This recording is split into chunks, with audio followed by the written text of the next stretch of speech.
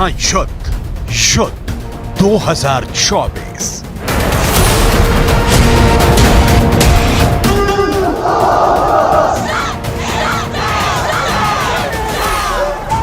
दो महायुद्ध ने पूरी दुनिया को दहला रखा है। 2023 की विदाई और 2024 का आगाज भी ना तो रूस यूक्रेन युद्ध को रोक पा रहा है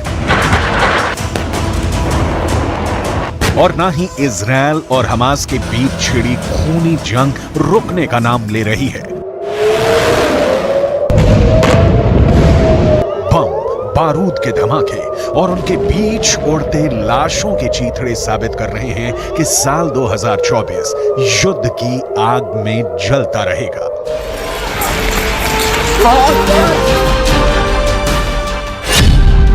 दो महायुद्ध युद्ध 2024।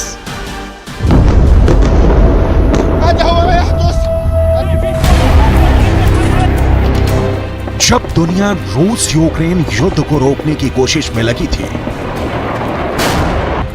ठीक उसी वक्त साल 2023 में मिडिल ईस्ट में ऐसा हमला हुआ है जिसने अरब वर्ल्ड को तीसरे विश्व युद्ध का अखाड़ा बना दिया है। 7 अक्टूबर 2023 को जिस तरह से हमास के लड़ाकों ने 5000 रॉकेटों के साथ इजरायल के शहरों पर हमले किए, उसने दुनिया के एकमात्र यहूदी देश के वजूद पर गंभीर खतरा पैदा कर दिया है। हमास के हमलों के खिलाफ नेतन्याहू का इंतकाम खूनी बदले की सारी हदें पार कर चुका है। लेकिन ईरान, सीरिया, लेबनान और काफी हद तक पुतिन का रूस हमास को ना मरने दे रहा है और ना ही हारने।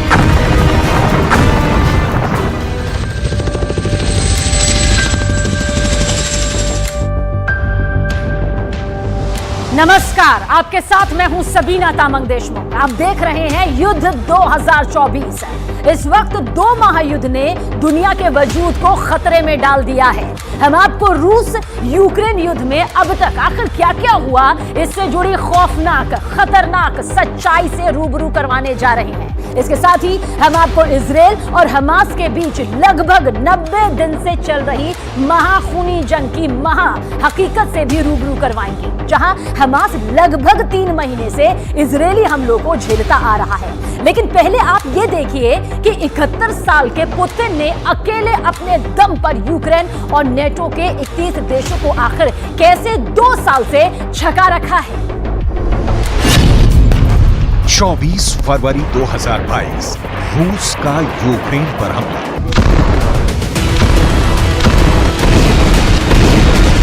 जिस वक्त यूक्रेन का सीना चीरते हुए रूस की मिसाइलें और ड्रोन हमला कर रहे थे, उस वक्त पुतिन की बेहद करीबी एलिसिया आर्टेम्येवा ने मार्च 2023 में यह दावा कर दिया था कि रूस यूक्रेन को पूरी तरह से अप्रैल 2023 में जंग हरा देगा और यूक्रेन में रूस का मिलिट्री ऑपरेशन का मिशन पूरा हो जाएगा। लेकिन साल 2023 की विदाई और साल 2024 का आगाज भी इस महायुद्ध को रोक नहीं पाया है। 24 फरवरी 2022 को जब रूस ने यूक्रेन पर हमला किया था, तो उस वक्त पुतिन को लग रहा था कि जिस तरह से साल 2014 में यूक्रेन के क्राइमिया पर रूस ने कब्जा किया है,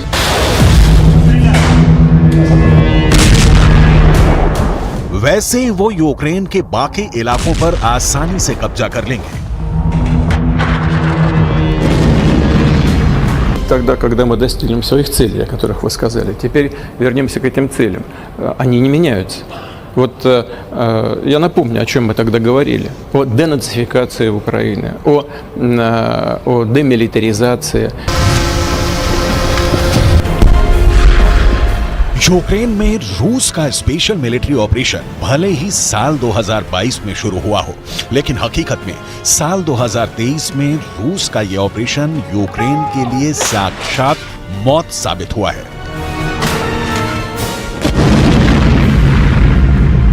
एक तरफ अमेरिका, ब्रिटेन, जर्मनी, फ्रांस समेत नाटो के 31 देश और पश्चिम के 50 देश मिलकर यूक्रेन का जंग में साथ दे रहे हैं। तो वहीं दूसरी तरफ पुतिन का रूस 3 देशों के दम पर यूक्रेन को घुटनों पर ले आया है। Результат і для України, для всієї Європи. Ще один крок до свого повноправного членства України в ЄС. Я дякую всім, хто підтримав, виконав саме те, про що ми домовлялись. Дякую всім в Україні, нашій команді. 24 फरवरी 2022 को जिस वक्त पुतिन ने यूक्रेन में घुसकर हमला किया, उस वक्त पुतिन को भले ये आसान ऑपरेशन लगा हो, लेकिन बाद में यूक्रेन युद्ध रूस के लिए नासूर बनता चला गया। लेकिन पुतिन ने युद्ध की नजाकत को भांपकर 30 सितंबर 2022 को यूक्रेन के 4 इलाकों डोनेट्स्क, लुहांस्क, ज़पोरिज़िया, खेरसोन पर कब्जा कर लिया।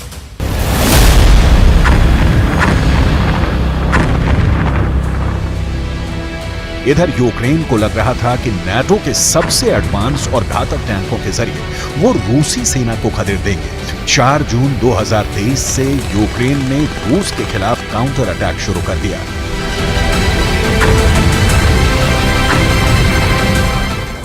लेकिन जल्द ही यूक्रेनी सेना को एहसास हो गया कि 3 टायर वाली रूसी सेना की रक्षा पंक्ति को भेदना जरा भी आसान नहीं है। रूस की सैन्य ताकत ने यूक्रेन को बर्बाद कर दिया। असल में युद्ध में यूक्रेन रूस के सामने टिक ही नहीं पा रहा था, लेकिन रूस के सामने यूक्रेन क्यों टिक पा रहा है?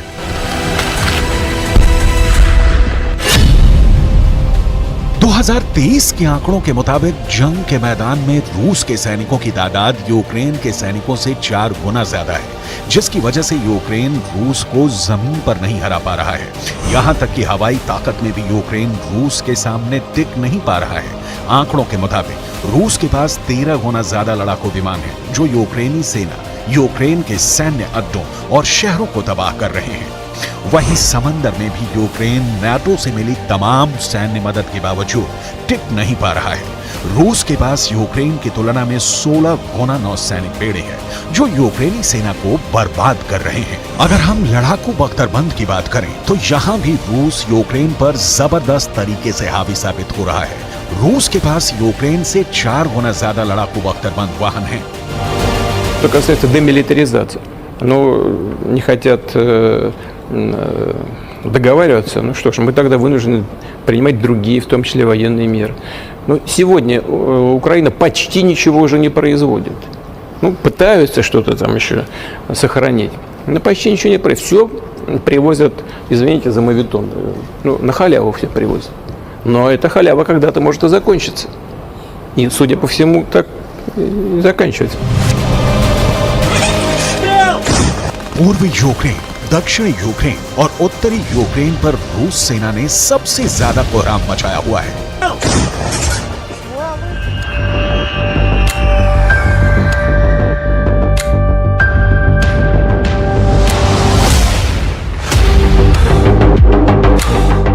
साल 2022 से ही राष्ट्रपति जेलेंस्की यूक्रेन की जीत को लेकर बड़े बड़े दावे करते रहे।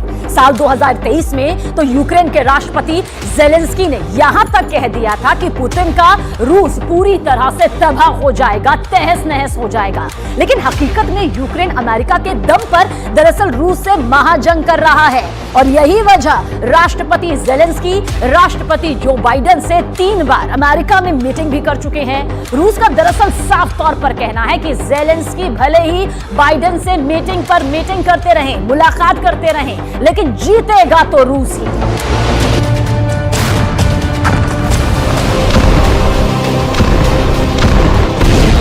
अमेरिकी एजेंसियां दावा कर रही हैं कि रूस के 90% के करीब सैनिक मारे गए हैं या फिर घायल हुए हैं, लेकिन इस दावे पर यकीन करना मुश्किल है। जरा देखिए अमेरिका की खुफिया एजेंसियों के हवाले से क्या आंकड़े जारी किए गए हैं। रूस और यूक्रेन के बीच पिछले 22 महीनों से जंग जारी है। इस बीच अमेरिकी इंटेलिजेंस एजेंसियों ने अपने आकलन में कहा है कि युद्ध में रूस अपने करीब 87% उन सैनिकों को खो चुका है जो यूक्रेन के खिलाफ जंग में उतरे थे। इसके अलावा रूस के 2/3 टैंक भी बर्बाद हो चुके हैं। हालांकि व्लादिमीर पुतिन फिलहाल पीछे हटने को तैयार नहीं है। 24 फरवरी 2024 को जंग को शुरू हुए 2 साल पूरे हो जाएंगे। पुतिन का साफ कहना है कि रूस किसी भी कीमत पर जंग से पीछे नहीं हटेगा। अमेरिकी अनुमान के मुताबिक यूक्रेन में रूस के 3,60,000 सैनिक घुसे थे। इनमें से 3,15,000 सैनिकों की अब तक मौत हो चुकी है। इसके अलावा रूस के 3500 में से 2200 टैंक भी बर्बाद हो चुके हैं। यही नहीं, रूसी सेना के वाहनों को भी नुकसान पहुंचा है। अनुमान के मुताबिक रूस अपने 1/4 से ज्यादा हथियारों को खो चुका है। पिछले दिनों यह भी खबर आई थी कि व्लादिमीर पुतिन ने नए हथियार हासिल करने के लिए ही उत्तर कोरिया के तानाशाह किम जोंग उन से मुलाकात की थी। Практически по всей линии соприкосновения наши вооруженные силы, скажем скромно, улучшают свое положение. Практически все находятся в активной стадии действий, в активной стадии. 7 अप्रैल 2023 तक रूसी सेना के खिलाफ यूक्रेन को वो हथियार नहीं मिल पाए जिसके दम पर रूस को हराया जा सके। यूक्रेन की बर्बादी को रोकने का एक ही तरीका बचा है, रूस के सामने बिना शर्त समझौता कर ले।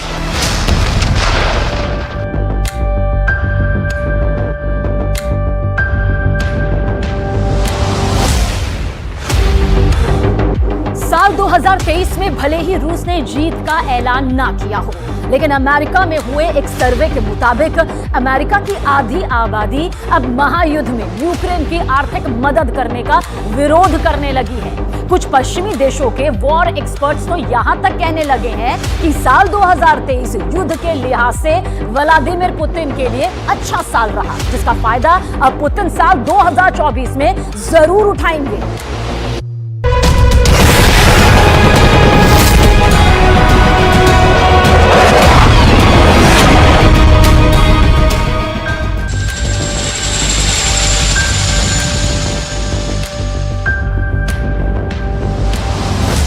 देखिए, एक बात तो माननी होगी कि साल 2023 में राष्ट्रपति व्लादिमीर पुतिन ने अपनी लीडरशिप और सैन्य ताकत के दम पर दुनिया को बदलना शुरू कर दिया। भले ही अमेरिका खुद को सुपर पावर समझे, सबसे महाशक्तिशाली समझे, लेकिन पुतिन किसी सुपर पावर से कम साबित नहीं हो रहे। पुतिन ने गाजा युद्ध में भी दिखा दिया कि जिस हमास को अमेरिका और इजराइल कुछ जिहादी लड़ाकों का संगठन समझ रहे थे, वो हमास लगभग 90 दिनों से इजराइल के लिए नासूर बन चुका है।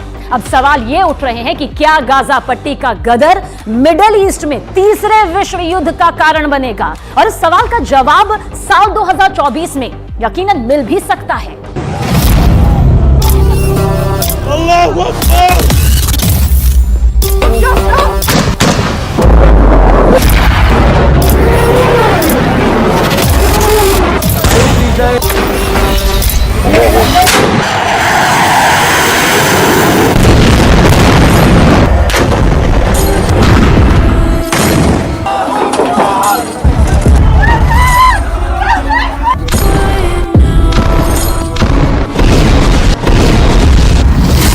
सात अक्टूबर 2023 हमास का ऑपरेशन अल अक्सा।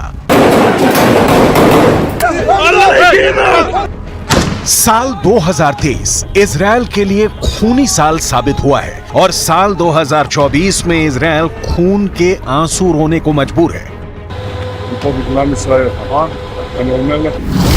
साल 2023 में हमास के खिलाफ ऑपरेशन स्वॉर्ड ऑफ आयरन।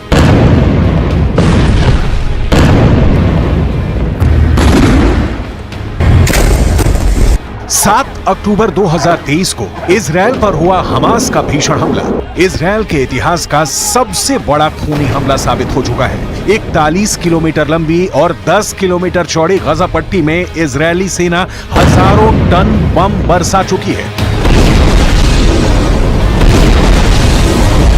लेकिन अभी तक ना तो हमास का सफाया हो पाया है और ना ही हमास ने हार मानी है। उत्तरी गाजा, दक्षिणी गाजा और वेस्ट बैंक में पिछले 90 दिनों से इजरायल की आईडीएफ खूनी बदले ले रही है। लेकिन 3 महीने बाद भी इजरायल सिर्फ उत्तरी गाजा पर ही जीत का दावा अभी तक कर पाया है। לוחמים על הקרקע, לפעמים גם מתחת לקרקע, ויש לנו עיניים בשמיים. אנחנו אומרים למחבלי החמאס, אנחנו רואים אתכם ואנחנו נגיע אליכם. אנחנו ממשיכים במלחמה, מעמיקים את הלחימה בדרום הרצועה ובמקומות אחרים. אנחנו נלחמים עד הסוף, ובעזרת הטכנולוגיה המתקדמת ביותר. गाजा पट्टी में जंग के शुरुआती दिनों में इजरायली सेना को लग रहा था कि वो उत्तरी गाजा से हमास के लड़ाकों का पूरी तरह से सफाया कर देगी, लेकिन ऐसा पूरी तरह से नहीं हो पाया है। 500 किलोमीटर के दायरे में फैली हमास की 1300 से ज्यादा सुरंगों में जब इजरायली सेना का हमास के लड़ाकों से सामना हुआ तो पता चला कि हमास छोटे युद्ध के लिए नहीं बल्कि कई सालों तक जंग करने की तैयारी कर चुका है। साल 2023 में गाजा पट्टी में हुए इजरायली हमलों में अब तक 1 लाख से ज्यादा इमारतें गाजा में तबाह हो चुकी हैं। उत्तरी गाजा की लगभग 11 लाख की आबादी में से 85% फिलिस्तीनी हमास समर्थक भाग चुके हैं। इजरायल की आईडीएफ का दावा है कि उसने 7 अक्टूबर से अब तक 22,000 से अधिक टारगेट्स पर हमला किया है और उन्हें तबाह कर दिया है। यहाँ तक कि 500 किलोमीटर के दायरे में फैली हमास की 1300 सुरंगों में से 800 सुरंगों को ध्वस्त करने का दावा भी इजरायली सेना कर रही है, जबकि दक्षिणी गाजा में इजरायली वायुसेना 907 किलो के सैकड़ों बम गिरा रही है।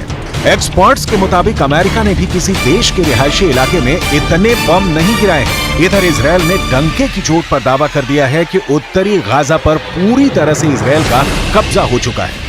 हमास ने ऑपरेशन अल अक्सा के तहत 7 अक्टूबर 2023 को गाजा पट्टी से इजरायल पर भीषण हमला किया था।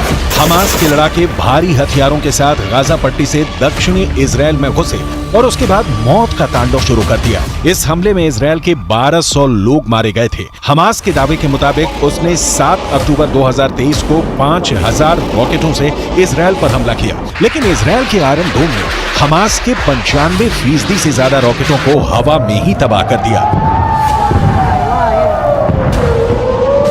इजरायल पर यह हमला इतना भीषण था कि इजरायली सेना को संभलने में काफी वक्त लग गया। हमास के लड़ाकों ने समुद्र के रास्ते पैराग्लाइडर के जरिए इजरायली इलाकों पर जबरदस्त हमला किया, जिसकी चपेट में किबुत्ज और एक संगीत समारोह आया, जिसमें सबसे ज्यादा लोग मारे गए।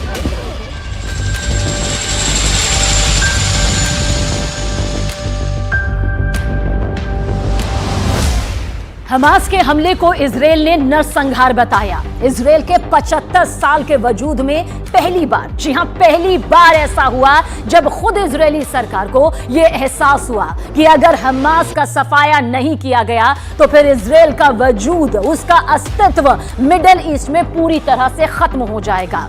प्रधानमंत्री बेन्यामिन नेतन्याहू ने विपक्ष के साथ मिलकर एक युद्ध सरकार बनाई। बेहद गौर से सुनिए जिस युद्ध सरकार का जिक्र कर रहे हैं, क्योंकि इसी के बाद इजरायली सेना हमास के लड़ाकों पर चारों तरफ से टूट पड़ी। यह चौतरफा हमला था। इजरायल ने गाजा पट्टी को मौत की पट्टी बनाना शुरू कर दिया।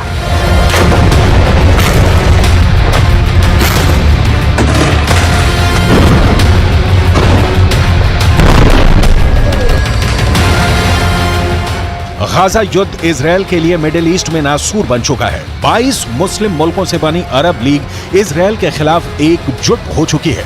ईरान, लेबनान, सीरिया और रूस गाजा में हमास का साथ दे रहे हैं।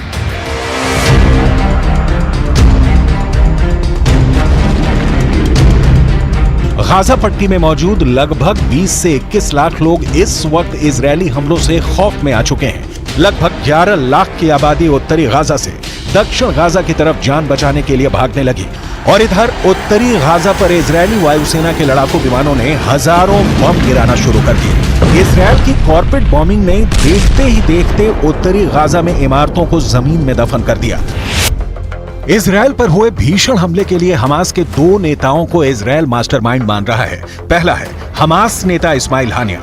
61 साल का इस्माइल हानिया कतर और काहिरा से बैठकर इजरायल के खिलाफ जंग को तेज करने में अभी भी जुटा है। हमास का दूसरा बड़ा नेता है 61 साल का याया सिनवार, जिसे दक्षिणी गाजा में मौजूद खान यूनुस का कसाई बोला जाता है। याया सिनवार और इस्माइल हानिये इस वक्त हमास की रीढ़ बने हुए हैं, जिन्हें जान से मारने की कोशिश में इजराइल जुटा हुआ है।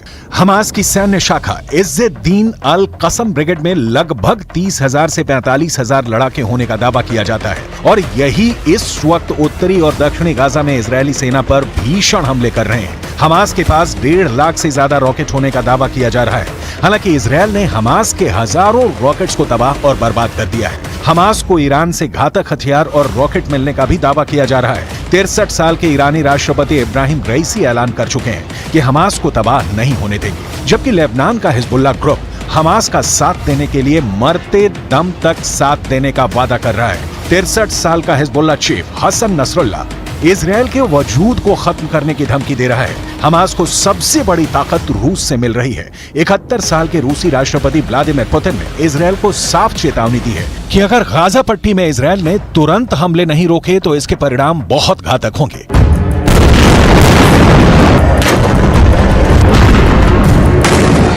इजरायल ने 90 दिन से ज्यादा की जंग में हमास के टॉप कमांडर्स को चुन चुन कर मारा है। अब तक 100 के करीब हमास के कमांडर्स मारे जा चुके हैं। इजरायल ने ऑपरेशन स्वॉर्ड ऑफ आयरन को तब तक नहीं रोकने का ऐलान कर दिया है जब तक कि हमास का सफाया नहीं हो जाता। दक्षिणी गाजा में इजरायल सैकड़ों हमास के लड़ाकों को मारने का दावा कर चुका है।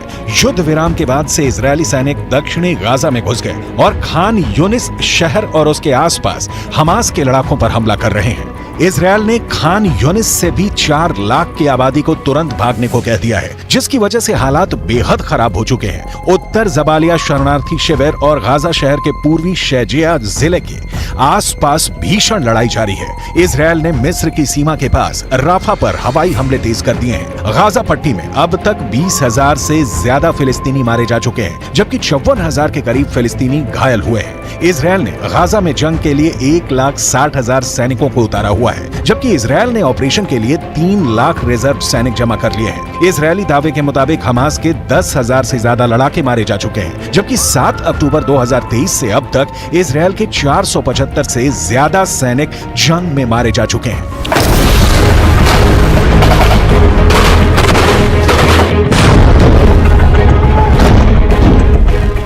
गाजा युद्ध मिडिल ईस्ट में तीसरे विश्व युद्ध की वजह बन सकता है। इजरायल के प्रचंड हमलों ने जहां मुस्लिम मुल्कों को उनके खिलाफ खड़ा कर दिया है, तो वहीं राष्ट्रपति पुतिन एक तरह से हमास को बचाने के लिए उतर चुके हैं। अब देखना होगा कि साल 2024 में रूस यूक्रेन युद्ध और उसके बाद गाजा युद्ध क्या दुनिया को विनाश की जंग में झोंक देंगे, क्योंकि हालात यही है।